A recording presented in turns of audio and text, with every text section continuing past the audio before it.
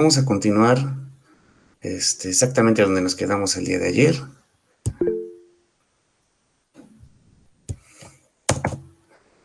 Vamos a cerrar la parte de hipótesis.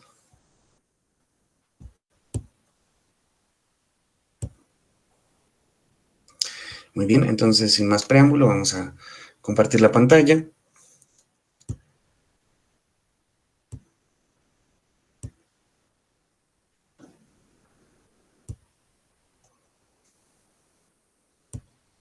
Y entonces el día de ayer nos quedamos en esta parte, en qué es la prueba de hipótesis. Como se ha dicho, en el proceso cuantitativo la hipótesis se somete a prueba o escrutinio empírico para determinar si son apoyadas o refutadas de acuerdo con lo que el investigador observa. De hecho, para esto se formulan en la tradición deductiva. Ahora bien, en realidad no podemos probar que la hipótesis sea verdadera o falsa, sino argumentar que fue apoyada o no de acuerdo con ciertos datos obtenidos en una investigación particular. Desde el punto de vista técnico, no se acepta una hipótesis por medio de un estudio, sino que se aporta evidencia a favor o en contra. Cuantas más investigaciones apoyen una hipótesis, más credibilidad tendrá y por supuesto será válida para el contexto, lugar, tiempo, participante, casos o fenómenos en que se comprobó. Al menos lo es probabilísticamente. Este punto hay que recalcarlo, hay que hacer un hincapié en él. Que se haya probado tu hipótesis por algún método experimental o no experimental, no quiere decir que tu hipótesis como tal se convierta en una ley. Como ya les mencioné anteriormente en algunas sesiones pasadas, son muy poquitas las que llegan a ser leyes. Existen las leyes de Newton, las leyes de Maxwell, las leyes de conservación de la energía, conservación de la materia, pero son poquitas, ¿no? Realmente son poquitas en comparación al gran número de investigaciones que se producen al día, al mes y al año, ¿no? Miles de investigaciones se están realizando, en un montón de áreas, ¿no? En física, en química, en matemáticas, en antropología, en sociología, en ingeniería. En todas las áreas se están realizando investigaciones que tienen hipótesis, que buscan corroborar o aportar información para, para determinar que esa hipótesis es cierta. Sin embargo, como les dije, son poquitas las que llegan hasta la parte de ser una ley, ¿no? Algunas se quedan en la etapa de teoría, que posiblemente sea la antesala de una ley, ¿no? ¿Cuál es la teoría de la relatividad? Bueno, nos explica cómo se comporta cierto fenómeno y es la mejor que hay, ¿no? Por eso los investigadores de física pues no la han podido refutar o modificar, porque es la mejor que tenemos, ¿no? No quiere decir que sea una ley, quiere decir que es lo mejor que tenemos para explicar ese fenómeno. Y entonces, pues así sucede con las investigaciones, ¿no? Muchas veces nosotros vamos a realizar una investigación que nada más es aplicable a ese contexto, a ese lugar y a esa época. Porque si nosotros realizamos la investigación de cómo influye la televisión en los adolescentes, en aspectos de violencia, ¿no? Programas violentos, decimos si eso afecta o no la conducta de los adolescentes, realizamos nuestra investigación, hacemos nuestro experimento y obtenemos información. Esa información nada más es válida en ese contexto, en ese lugar y en ese tiempo. ¿Por qué? Pues no es la misma situación que viven los niños en México que en Francia o en Inglaterra o en Argentina, ¿no? Y el tiempo también importa muchísimo. A pesar de que tú realices una investigación otra vez para México, otra vez para niños de esa edad en particular, otra vez con el mismo tema de la televisión y la violencia, otra vez específicamente en alguna zona del Estado de México, si tú la realizaste 5 o 10 años, pues evidentemente va a modificar tus resultados. ¿Por qué? Porque va modificando las tendencias, ¿no? No es lo mismo hace 20 años cuando la mayoría de la población, sobre todo en edad de adolescencia, estaba fijada exclusivamente en la televisión, ¿no? Era el medio por el cual los adolescentes pues veían programas, música y demás. La televisión era la que les mostraba todo. Ahora, afortunadamente, existe un medio muy poderoso que es el Internet, ¿no? Y todos sabemos que cada vez a edad más temprana los niños son capaces de poder interactuar en Internet, de poder ver programas y poder realizar investigaciones. Si tienen dudas, poderlo consultar. Entonces, es evidente que el comportamiento de los niños hace 10 años respecto a temas de violencia en la televisión es diferente al que tienen ahora los niños, ¿no? ¿Cuál es la utilidad de la hipótesis? En primer lugar, son las guías de una investigación en el enfoque cuantitativo. Formularlas nos ayuda a saber lo que tratamos de buscar, de probar. Proporcionan orden y lógica al estudio. Son como los objetivos de un plan administrativo. Las sugerencias formuladas en la hipótesis pueden solucionar, pueden ser soluciones a los problemas de investigación. Si de hecho lo son o no, es tarea del estudio, ¿no? No sé si les había comentado, pero yo realicé una investigación respecto a que la población en condición de pobreza hacía un uso ineficiente de la energía eléctrica. ¿Cómo me surgió esa hipótesis? Evidentemente primero por observación, ¿no? Porque tú te das cuenta que las comunidades más pobres pues, son donde hay un hacinamiento poblacional más grande, ¿no? Donde existen familias muy, muy grandes viviendo en un solo domicilio, donde solo tienen un medidor y eso es ineficiente, ¿no? Cada familia debería tener su propio medidor. Y esa fue mi hipótesis de ahí, y aparte también de una revisión de la literatura donde varios investigadores respaldaban esta hipótesis de que se había demostrado en otros países que las poblaciones más pobres son las que tienen un uso ineficiente de la energía.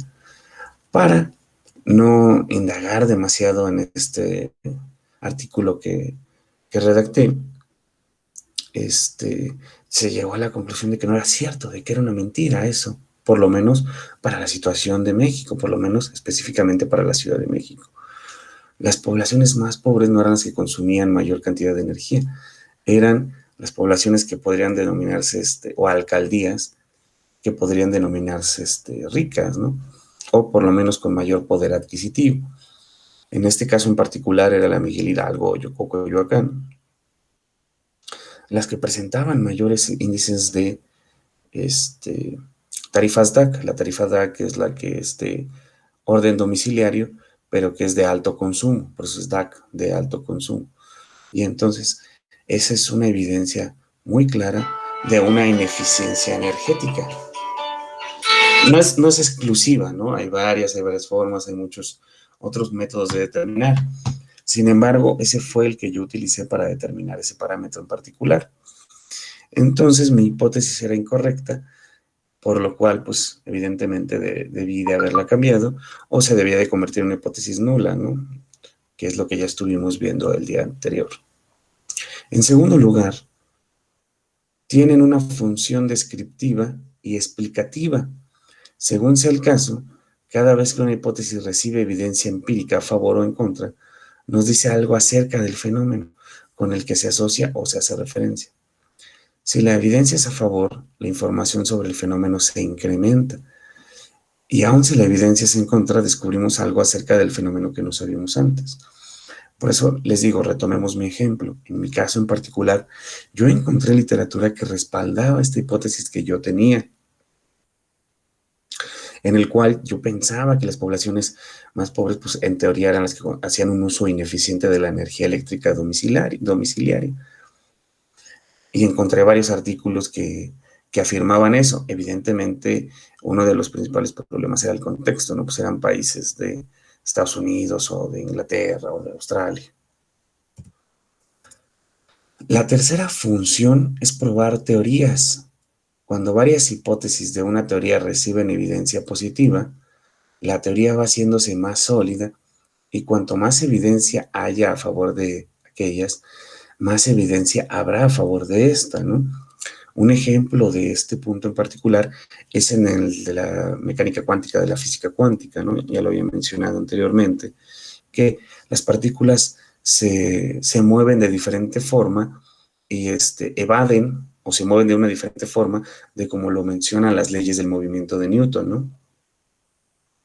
Entonces los investigadores de física han desarrollado diferentes teorías para explicar por qué se mueven de esa forma, ¿no? Una de las teorías más populares es la teoría de cuerdas, ¿no?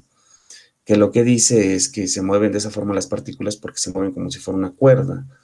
Y entonces es una explicación todavía más detallada y evidentemente necesitaríamos el respaldo de algún físico para que nos explicara exactamente por qué es de esa forma. Pero a grandes rasgos es eso, las partículas se mueven en forma de cuerda y entonces con eso se va generando una teoría porque muchos investigadores van realizando pruebas o experimentos relacionados a ese tema y van encontrando evidencia a favor de esta teoría, por lo cual la van respaldando, ¿no? Y entonces esta teoría se convierte en una teoría sólida, ¿no? Que tú puedes ampararte de ella para investigaciones futuras. Una cuarta función consiste en sugerir teorías.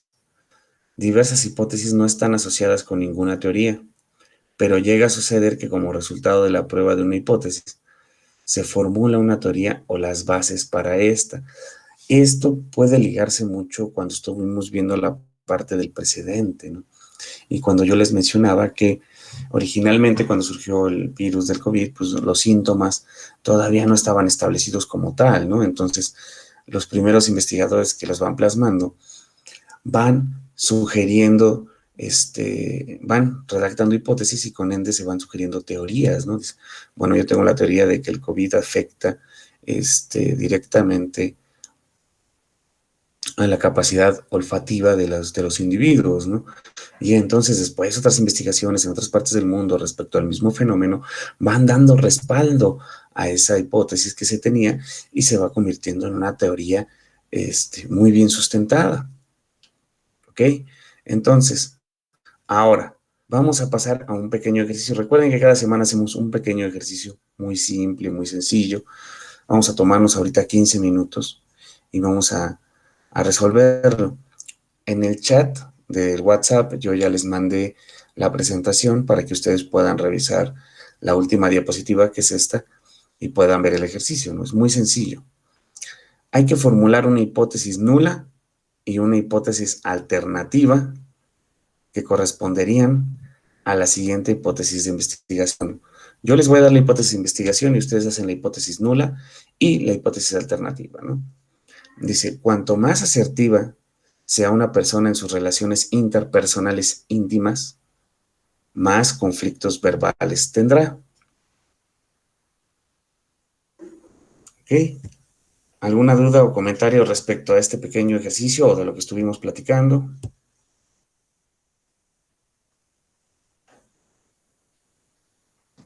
¿No? Bueno, entonces nos tomamos 15 minutos para resolverlo y ahorita lo comentamos. ¿Les parece bien? ¿Me podrías repetir, Sí, dime.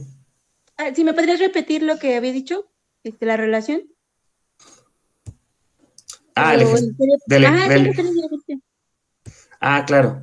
No se preocupen, aquí vamos de nuevo. Es esta última. Ah, ok. Vamos a verla y este es el ejercicio, ¿no? Dice, formular la hipótesis nula y alternativa que corresponderían a la siguiente hipótesis de investigación. Cuanto más asertiva sea una persona en sus relaciones interpersonales íntimas, más conflictos verbales tendrá. Gracias. De nada, esa es la que tienen que hacer hipótesis nula e hipótesis alternativa. En 15 minutos lo logran, es relativamente sencillo. Cualquier duda o comentario me la comentan aquí en el chat y ahorita nos volvemos a a ver en 15 minutitos, ¿sí?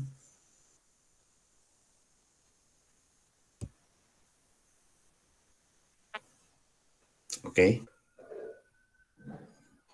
¿No? Entonces, ven, nada más era este juego, en este caso, nuestra hipótesis alternativa sería cuanto menos asertiva sea una persona en sus relaciones interpersonales íntimas, más conflictos verbales tendrá. ¿Vieron? Con esos dos simples cambios, nosotros generamos una hipótesis nula y una hipótesis alternativa que da una explicación a este mismo fenómeno que nosotros estábamos estudiando. Es muy sencillito. Es así, bueno, para este caso, ¿eh? Hay otros casos que se complican un poco más, la hipótesis debe trabajarse mucho más, pero para este ejemplo en particular era así de sencillo. Muy bien, muchas gracias por participar. Ahora vamos a continuar con nuestra siguiente tema, nuestra siguiente sesión, nuestra siguiente presentación, que ya estamos avanzando bastante y vamos a llegar a la concepción del diseño de investigación. Que recuerden que en cualquier momento durante la plática ustedes pueden intervenir si tienen alguna duda o comentario. ¿Okay? Concepción o elección del diseño de investigación. Esta me gusta mucho. Ahorita van a ver por qué. ¿Por qué? Porque nosotros ya avanzamos todas las partes anteriores de la idea, el planteamiento del problema, hipótesis, objetivo, alcances. Ya llegamos hasta esta parte. Ahora, ¿cómo va a ser el diseño de nuestra investigación? Hay dos tipos.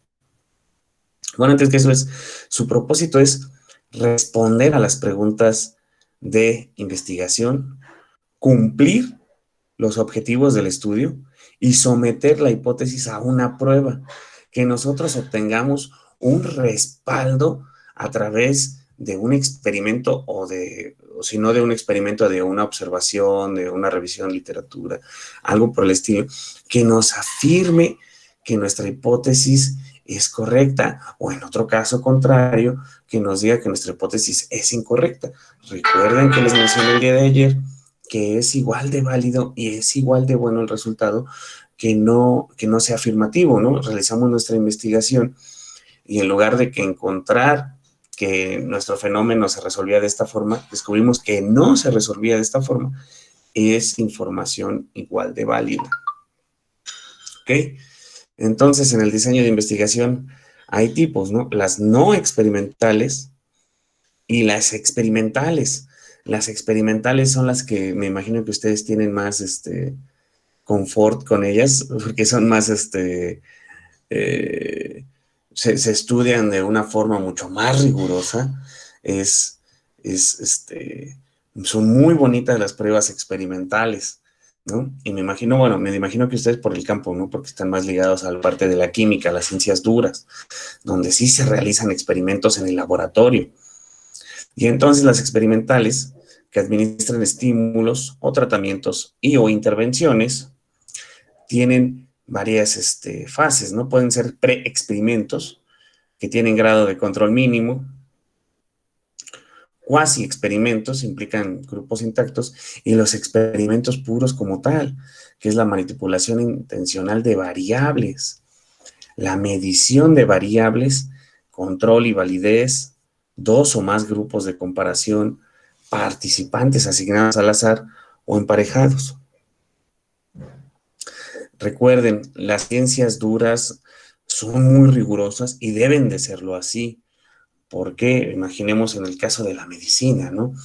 Cuando estás probando un fármaco, cuando quieres que un fármaco nuevo llegue a la sociedad, tú quieres que exista un tratamiento para las personas que sufren de diabetes, tu tratamiento, tu fármaco, tu medicina, debe de haber seguido esta serie de experimentos, experimentos y los experimentos puros.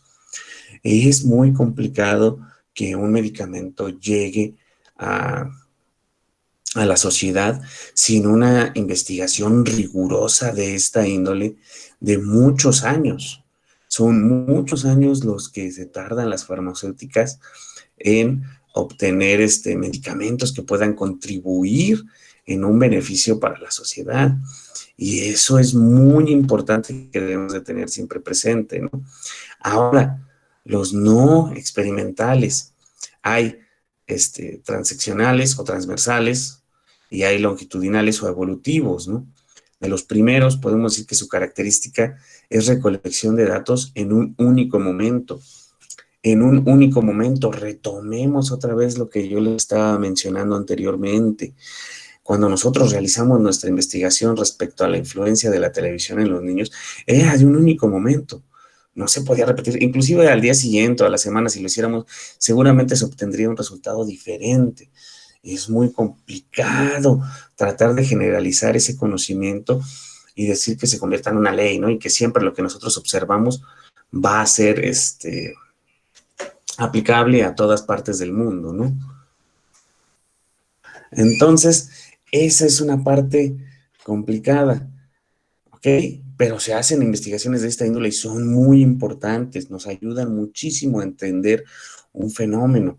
En ningún momento estoy tratando de menospreciar la parte no experimental, para nada, ¿no? Existen tipos exploratorios, descriptivos y correlacionales de este tipo no experimentales, ¿no? Nosotros no realizamos un experimento como tal para definir que existe una correlación entre el crecimiento poblacional y el uso excesivo de los recursos, ¿no?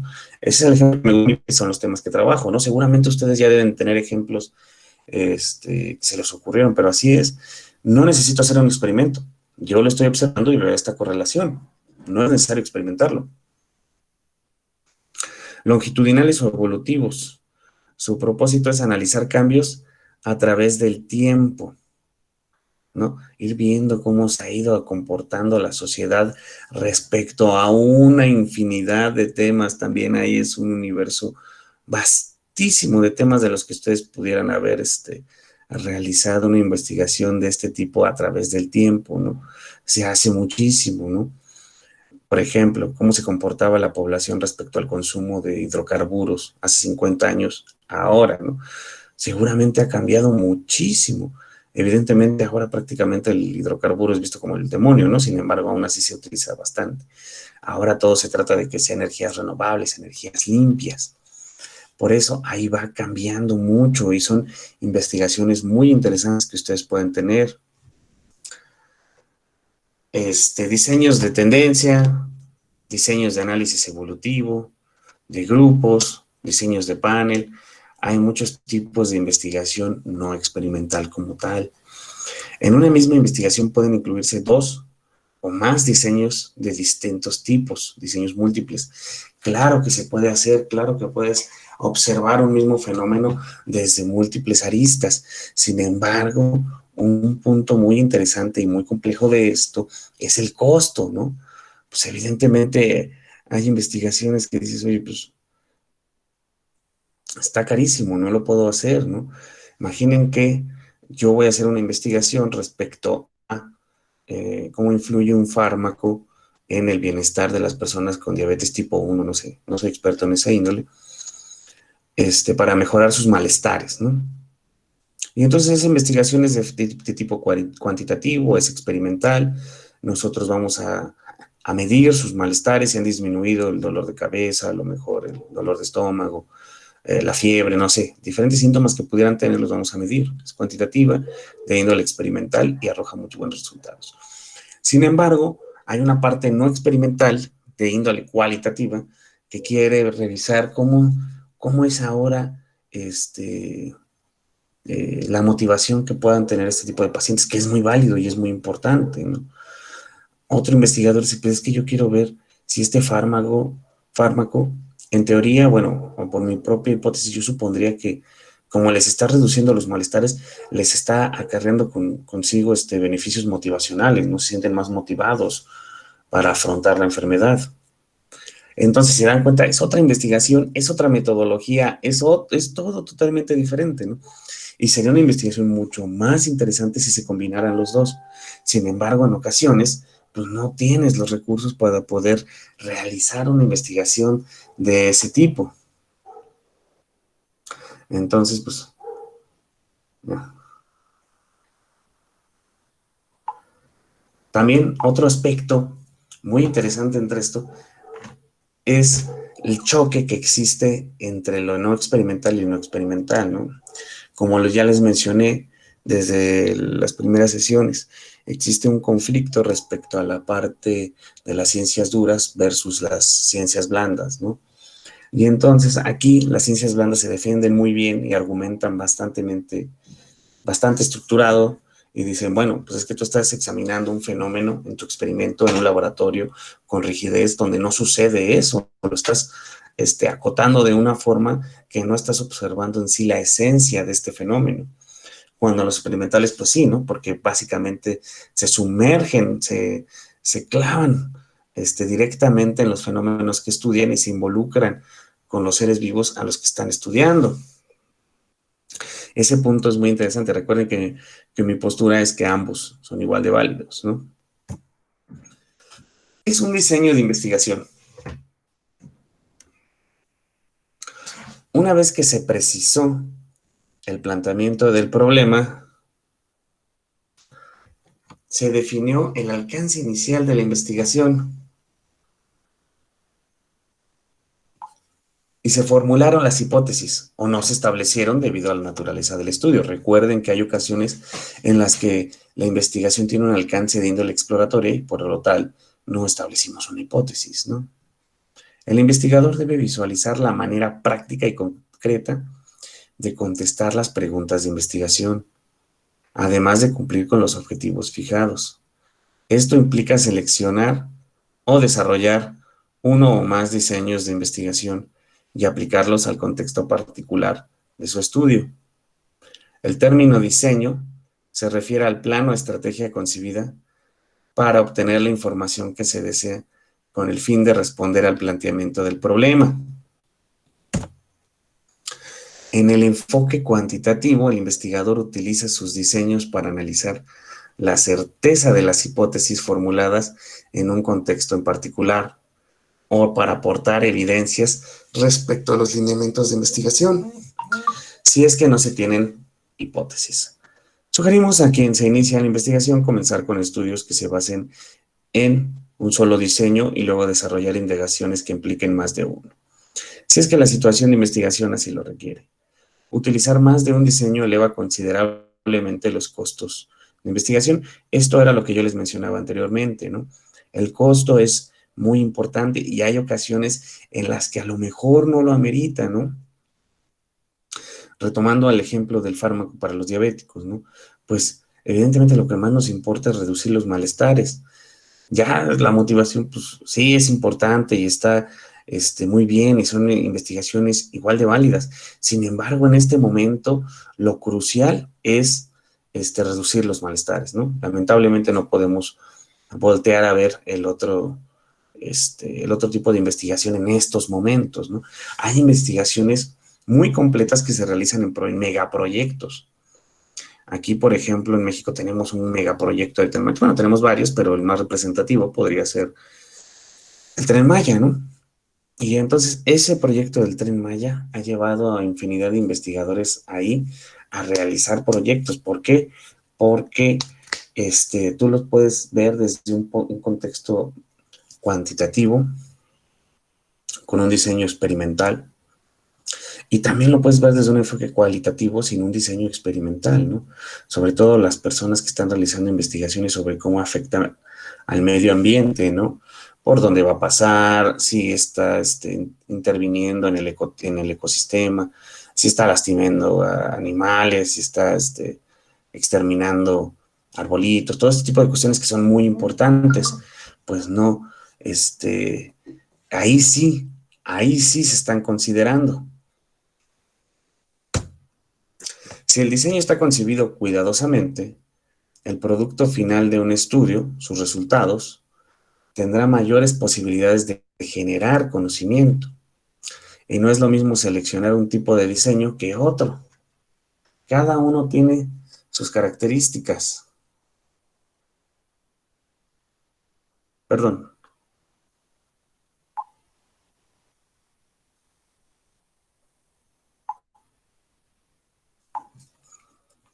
Retomemos de nuevo, perdón. Si el diseño está concebido cuidadosamente, el producto final de un estudio, sus resultados, tendrá mayores posibilidades de generar conocimiento. Y no es lo mismo seleccionar un tipo de diseño que otro. Cada uno tiene sus características, como se verá más adelante.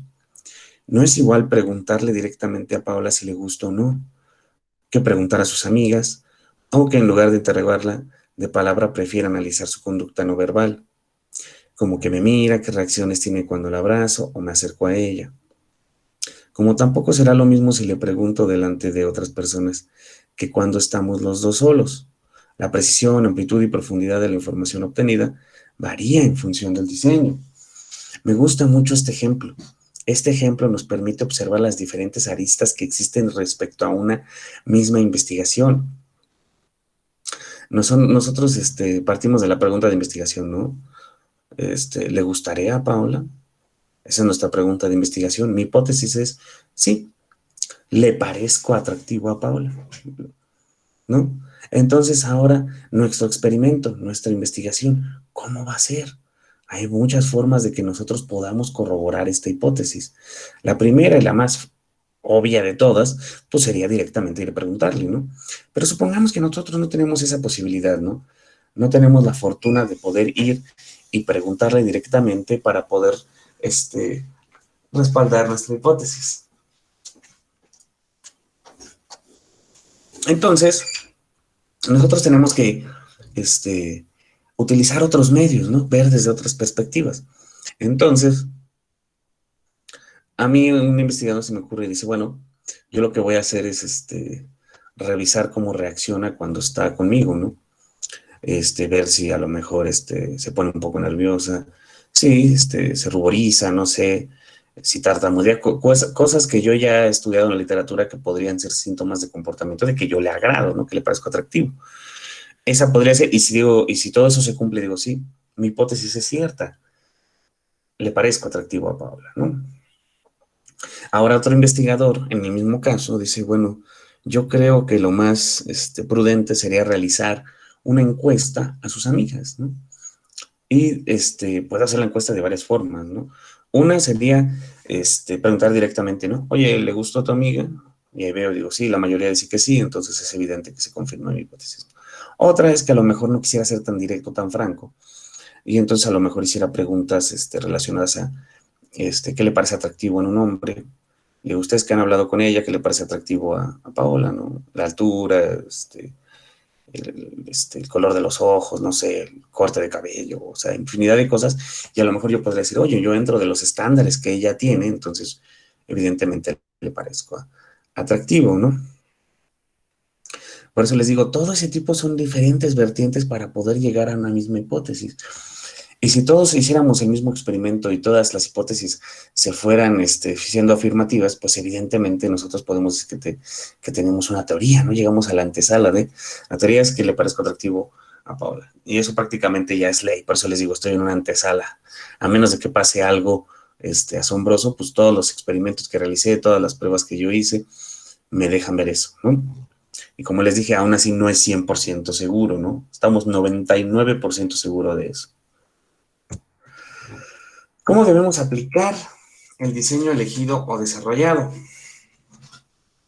En el enfoque cuantitativo, la calidad de una investigación se relaciona con el grado en que apliquemos el diseño tal como fue concebido, particularmente en el caso de los experimentos.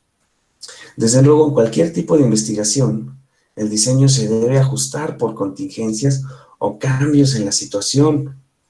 Por ejemplo, en un experimento en el que no funciona el estímulo experimental, tendría que modificarse o adecuarse. ¿Ustedes han oído el experimento de Pavlov, de los perros de Pavlov?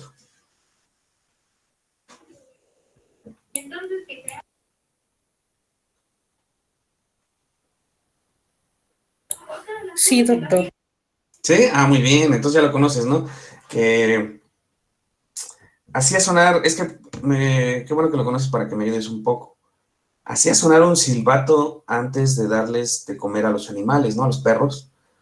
Y entonces lograba medir que existía una relación, que después de tiempo el animal desarrollaba una relación con el sonido, ¿no? Y entonces ya el simple hecho de hacer silbar el sonido, digo, hacer silbar, el silbato, producía en los animales salivación. Si era así, por favor, ¿lo puedes corroborar? Bueno, sí, pero yo lo tenía entendido con una campana. Ah, una campana. Ah, perfecto. Gracias. Eso era lo que tenía la duda y no tuve la prudencia de revisarlo ahorita. Hacía sonar una campana y entonces inmediatamente les daba de comer. Y entonces el perro estableció una relación con el sonido de la campana. Y entonces ya cuando sonaba la campana, Pablo se dio cuenta que los perros ya salivaban, ¿no? Ya existía esa relación. Ya no era tanto con la comida, era con el sonido de la campana. Entonces, me gusta este ejemplo para mencionar esto, que si no funciona el estímulo experimental tendría que modificarse, ¿no? Supongamos que a Pavlov ya había hecho todo su trabajo, había hecho su marco teórico, una pregunta de investigación muy interesante, hipótesis, objetivos, todo muy estructurado, su experimento. Y resulta que el perrito, pues no reaccionaba con una campana, ¿no? Entonces, pues evidentemente se ajusta a ese momento, ¿no? No desecha totalmente la investigación, dice, no, pues ya no funcionó, ni modo, apaguen todo, aquí se acabó, ¿no? Pues evidentemente no, se ajusta. Decimos, oye, ¿sabes qué? Y si a lo mejor probamos con otro estímulo, en lugar de la campana, a lo mejor con un silbato, ¿no? Y entonces ahí para tratar de salvar nuestro experimento, ¿no? Y entonces no tienes que modificar todo, nada más modificas esa parte de que ajustaste el experimento a esta particularidad para que funcionara de mejor forma, ¿no? Diseños experimentales. El término experimento tiene al menos dos acepciones, una general y otra particular. La general se refiere a elegir o realizar una acción y después observar las consecuencias. Este uso del término es bastante coloquial. Así hablamos de experimentar cuando mezclamos sustancias químicas y vemos la reacción provocada, o cuando nos cambiamos de peinado y observamos el efecto que causan nuestras amistades. La esencia de esta concepción de experimento es que requiere la manipulación intencional de una acción para analizar sus posibles resultados. Esto es muy importante.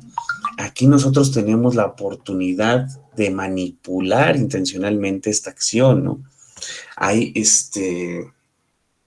muchos fenómenos para los cuales nosotros no podemos manipular esta interacción, ¿no? Imaginémonos de las catástrofes naturales, ¿no? A lo mejor de un terremoto. Nosotros no podemos manipular la intensidad de un terremoto para poder realizar pruebas como tal y entonces de ahí realizar un diseño experimental y obtener resultados, ¿no? Hay otras formas, claro, se observa y se estudia de muchas formas. Hacen maquetas, lo someten a vibraciones y entonces ahí observan. O de los mismos, cuando llega a suceder un sismo, pues ya hay instrumentos ahí que están ubicados estratégicamente para poder determinar ciertos valores que son de utilidad para los investigadores de esa área. Pero como tal que ellos quisieran hacer un experimento de hacer temblar en una zona, pues es imposible, ¿no? Y entonces en la imagen lo que nosotros vemos es lo de la causa y el efecto, ¿no? La variable independiente, que es X, es una causa y el efecto es la variable dependiente Y.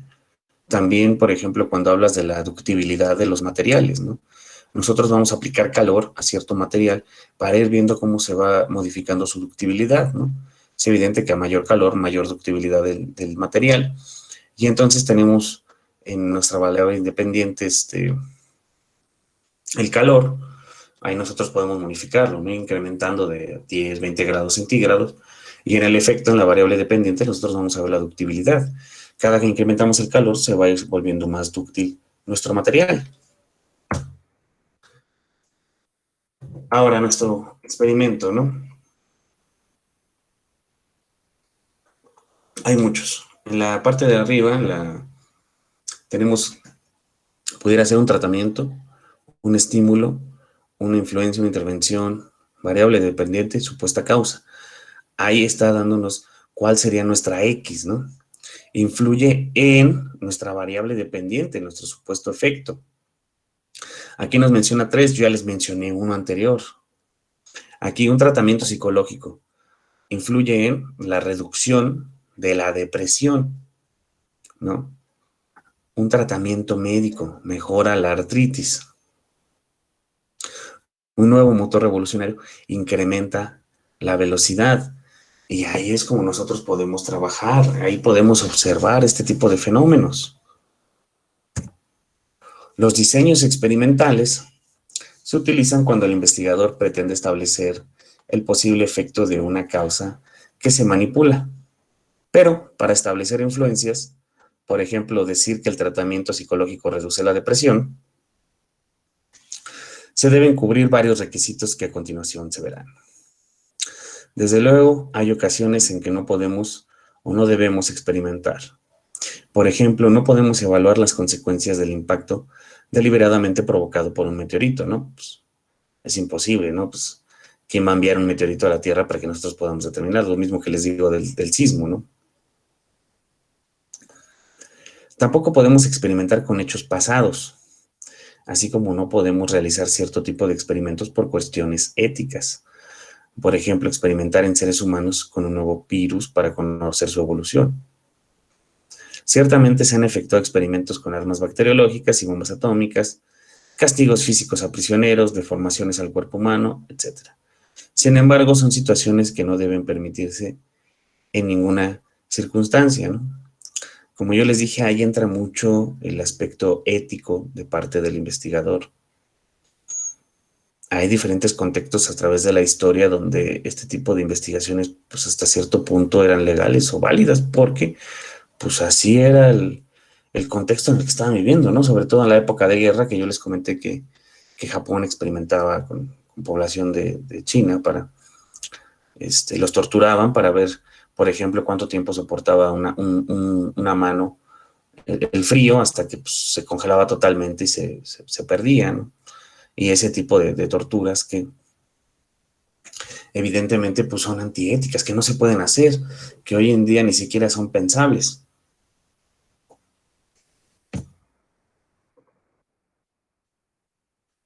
¿Cuál es el primer requisito de un experimento? El primer requisito es la manipulación intencional de una o más variables independientes. La variable independiente es la que se considera como supuesta causa en una relación entre variables. Es la condición antecedente y al efecto provocada por dicha causa. Se le denomina variable dependiente, la consecuente. Cabe destacar que el investigador puede incluir en su estudio dos o más variables dependientes e independientes, cuando en realidad existe una relación causal entre una variable independiente y una dependiente. Al variar intencionalmente la primera, la segunda también variará. Por ejemplo, si la motivación es la causa de la productividad, al variar la motivación, deberá variar la productividad. Grados de manipulación de la variable independiente. La manipulación o variación de una variable independiente puede realizarse en dos o más grados. El nivel mínimo de la manipulación es de presencia o de ausencia de la variable independiente. Cada nivel o grado de manipulación comprende un grupo en el experimento, presencia o ausencia. Este nivel o grado implica que un grupo se expone a la presencia de la variable independiente y el otro no. Posteriormente, los dos grupos se comparan para saber si el grupo expuesto a la variable independiente difiere del grupo que no fue expuesto, ¿no? Esto se utiliza mucho, sobre todo cuando se están probando los medicamentos, ¿no? Nosotros tenemos un grupo experimental y tenemos un grupo de control. Nosotros buscamos lo más que se pueda que ambos grupos sean prácticamente iguales, ¿no? ¿En qué condiciones? Pues en condiciones de salud, en condiciones de edad, en condiciones de, a lo mejor, ubicación geográfica, que es muy importante, ¿no? No es lo mismo la gente que está viviendo cerca del mar a la gente que está viviendo en lugares mucho más fríos, ¿no? Todo trato de hacer que estos grupos sean prácticamente iguales, de tal forma que la única variable que van a tener sea el fármaco que yo voy a probar. Es lo único diferente, ¿no? Inclusive en su alimentación voy a procurar que ambos tengan la misma alimentación, que lo único diferente que puedan tener sea mi fármaco, para que entonces yo pueda obtener resultados confiables. Aquí está, lo que yo les mencionaba, el grupo control. Por ejemplo, a un grupo de personas con artritis se le administra el tratamiento médico y al otro grupo no se le administra. Al primero se le conoce como grupo experimental y al otro, en el que está ausente la variable independiente, se le denomina grupo control. Pero en realidad ambos grupos participan en el experimento. Después se observa si hubo o no alguna diferencia entre los grupos en lo que respecta a la cura de la enfermedad, ¿no? ¿Por qué? Porque es muy importante estos aspectos. Porque imaginemos que a lo mejor el grupo experimental sucede que todos empiezan a tener problemas respiratorios. Y entonces inmediatamente tú podrías asumir que es tu fármaco el que está ocasionando ese problema en tu grupo experimental. Sin embargo, volteas a ver al grupo control y te das cuenta que ellos también están experimentando problemas respiratorios. ¿Por qué? Bueno, porque ambientalmente están expuestos a algún virus, por ejemplo, como el que está ahorita, el coronavirus, y entonces eso, pues, lamentablemente primero va a arruinar tu reunión, pero te va a dejar ver que ese no era un síntoma o un efecto negativo de tu fármaco, ¿no? Que es algo ambiental. Sin embargo, ya que te sucede eso, pues prácticamente se termina tu experimento. Bueno, en el caso de cuando hablamos de situaciones tan extremas como este virus. ¿Cómo se define la manera de manipular las variables independientes? Al manipular una variable independiente es necesario especificar qué se va a entender por esa variable en el experimento. Definición operacional experimental. Es decir, trasladar el concepto teórico a un estímulo experimental. Por ejemplo, si la variable independiente a manipular es la exposición a la violencia televisada en adultos, el investigador debe pensar cómo va a transformar ese concepto en una serie de operaciones experimentales, ¿no? En este caso podría ser, por eso les digo, hay muchas aristas de cómo tú podrías realizar tu experimento, pero este es el ejemplo, ¿no? La violencia televisada será operacionalizada, ¿no? Transportada a la realidad mediante la exposición a un programa donde haya riñas y golpes, insultos, agresiones, ¿no? Entonces selecciona un programa en los que se muestren tales conductas como CSI o La Ley y el Orden, Hannibal, y así el concepto abstracto se transforma en un referente real. Es muy sencillo el ejemplo que está manejando aquí el autor, ¿no? Yo quiero estudiar si la violencia televisada en adultos modifica su conducta o interfiere en su vida de alguna forma, ¿no? Entonces, ¿qué es lo más práctico? Pues evidentemente colocar a adultos a una exposición de este tipo de programas y después medir las variables que yo he determinado, ¿no? Entonces, así es como podría ser una forma de elaborar un experimento de una forma muy sencilla, ¿no? Estos son aspectos realmente más simples, ¿no? Evidentemente, cuando estamos hablando de elaborar un experimento para química o para física, es más complicado, ¿no? Debe de ser más riguroso y más acotado. Dificultades para definir cómo se manipularán las variables independientes. En ocasiones no resulta tan fácil trasladar el concepto teórico, la variable independiente, a operaciones prácticas de manipulación, tratamientos o estímulos experimentales. Manipular la paga, cantidades de dinero otorgadas, la retroalimentación, el reforzamiento y la administración de un medicamento no es demasiado complejo. Sin embargo, a veces resulta verdaderamente complicado representar el concepto teórico en la realidad, sobre todo con variables internas, variables que puedan tener diversos significados o variables que sean difíciles de alterar.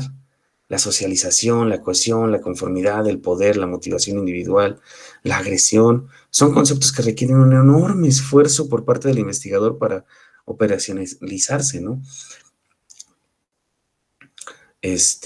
Sobre todo este último punto, ¿no? Me gusta el de la agresión, Porque imagínense que alguien quisiera realizar un experimento para determinar momentos de agresión en adolescentes durante el receso en la secundaria tal, ¿no?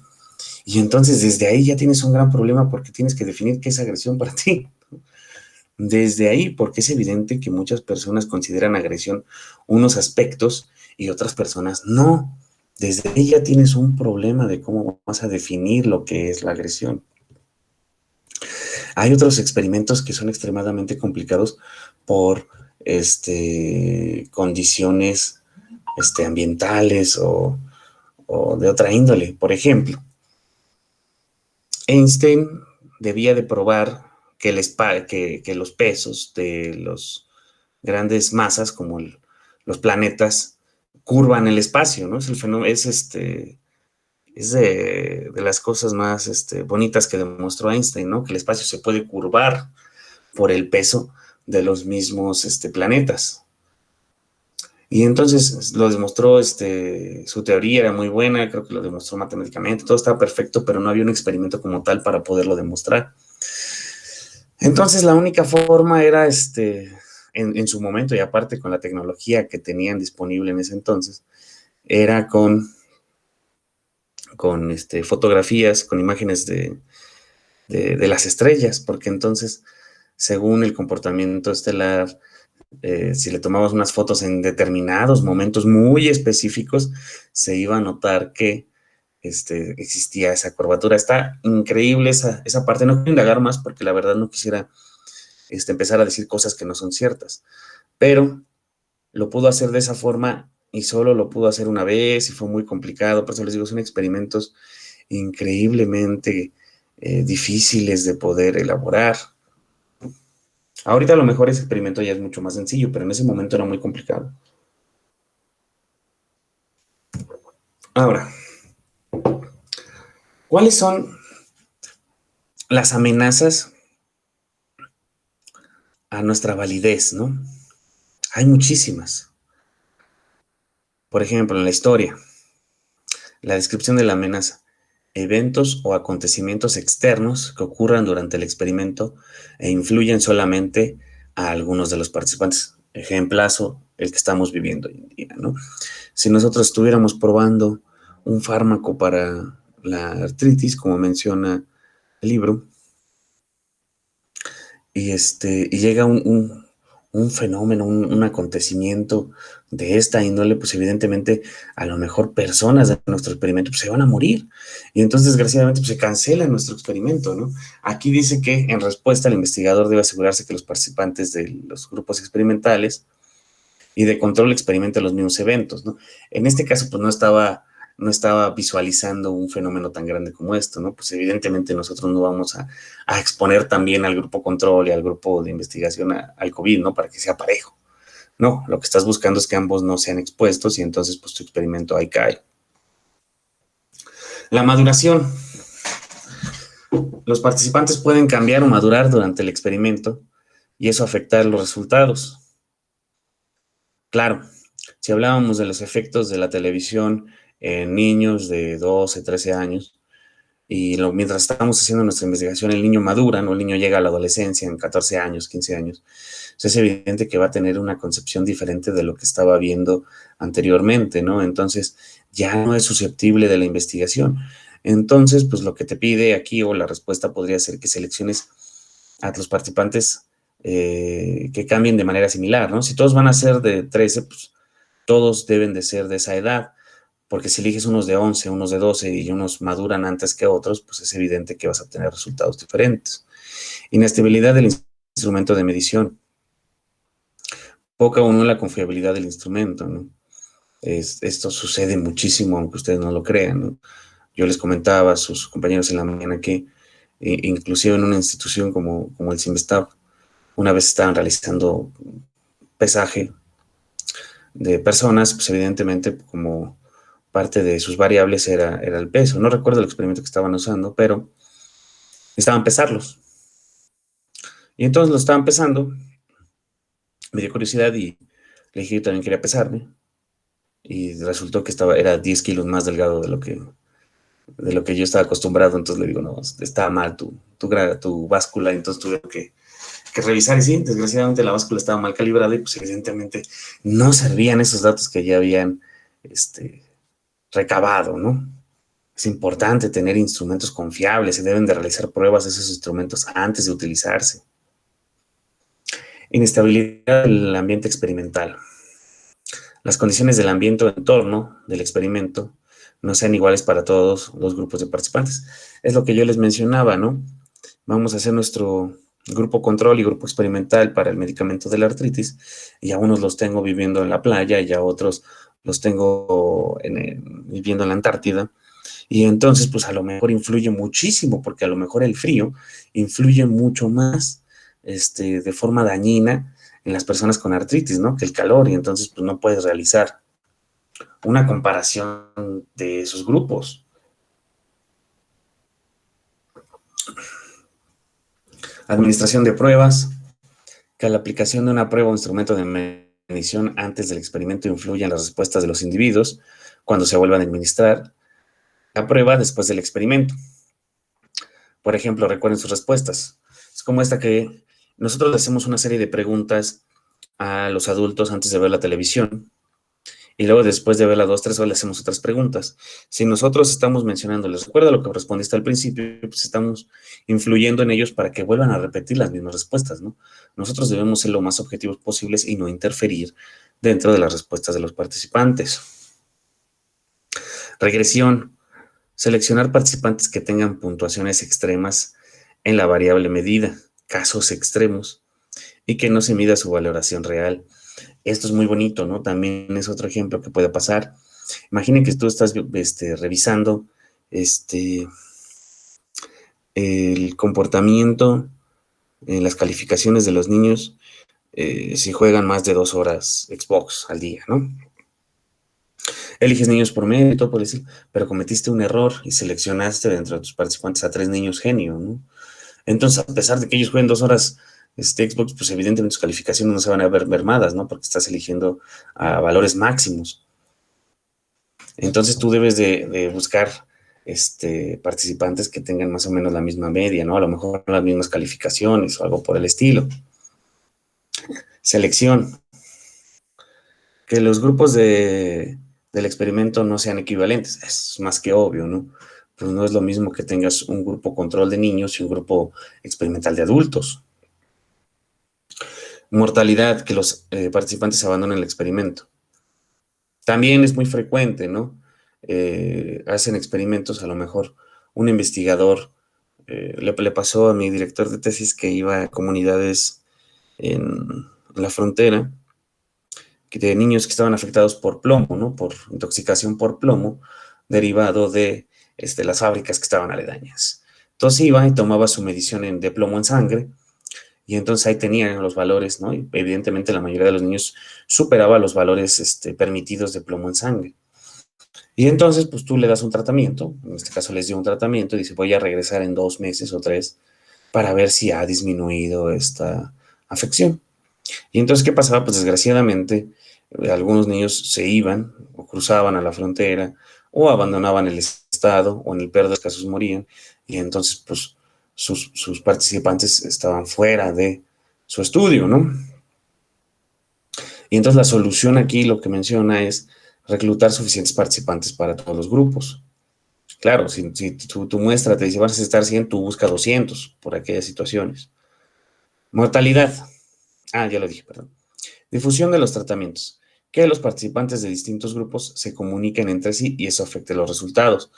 Claro, si tú juntas al grupo control con el grupo experimental y una persona que está tomando el medicamento para la artritis le dice a otra que ya no siente dolor y cosas por el estilo, y la otra a lo mejor se sugestiona y dice, bueno, pues yo tampoco, ¿no? Pues estamos tomando el medicamento, pues puedes influir, o al contrario, ¿no? Influyes de una forma negativa y dice, pues entonces yo soy del grupo control y no sirve para nada. Hay muchos factores que debes de cuidar. La compensación, que los participantes del grupo control perciban que no reciben nada y eso los desmoralice y afecte sus resultados. Claro, ¿no? Porque llevaste a gente a realizar un estudio y los utilizaste para darles placebo, ¿no? Entonces, pues los desmoralizas, ¿no? Y si a lo mejor en algún punto de tus preguntas era saber su motivación, pues él está deprimido porque pues evidentemente no está funcionando para nada el fármaco, ¿no? Entonces, ahí debes de proveer de beneficios a los participantes, ¿no? A lo mejor decirles, bueno, si no funciona este procedimiento, vamos a recurrir a otra alternativa, pero vamos a procurar generar un bien para ustedes. Conducta del experimentador, que el comportamiento del experimentador afecte los resultados. Esto también ya se los había mencionado en sesiones anteriores. Lamentablemente, nosotros influimos de alguna forma al momento de recabar datos, sobre todo cuando son estas interacciones persona con persona. Supongamos algún estudiante de bioquímica que va a realizar tomas de sangre en algunos pacientes para determinar ciertos parámetros, ¿no? Y para enriquecer su estudio, pues somete a una encuesta de hábitos a las personas, ¿no? Que comen al día, si fuman, si toman, todo ese tipo de cuestiones. E imaginen que la persona que te está realizando la encuesta, la entrevista, te está preguntando, ¿cuántos cigarros te fumas al día? Me fumo 15. E inmediatamente la reacción de la persona que preguntas, oh, terrible, no, te vas a morir, estás muy mal, cosas por el estilo, pues influyes en la respuesta del entrevistado, ¿no? Y entonces cuando le preguntan, ¿cuántas cervezas tomas? Pues él ya está sugestionado, dice, no, ya no le voy a decir que tantas, porque pues, lamentablemente se pone muy mal la persona, mejor le voy a decir que no tomo. Y entonces tú influyes, tú debes de permanecer en lo mayor posible de una forma objetiva, tú no debes de interferir en la respuesta que te vayan a dar tus interlocutores. ¿Ok? Y eso ocurre en muchas investigaciones. Muy bien, y entonces hasta ahí llegamos el día de hoy. ¿Tienen alguna duda, comentario, queja, sugerencia?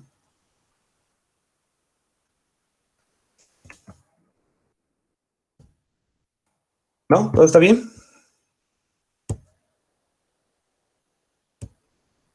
No, doctor, yo no tengo dudas. Muy bien, muchas gracias por haber estado el día de hoy. Que pasen un excelente fin de semana. Nos vemos la siguiente semana. Que estén muy bien. Hasta luego. Hasta luego. Hasta luego.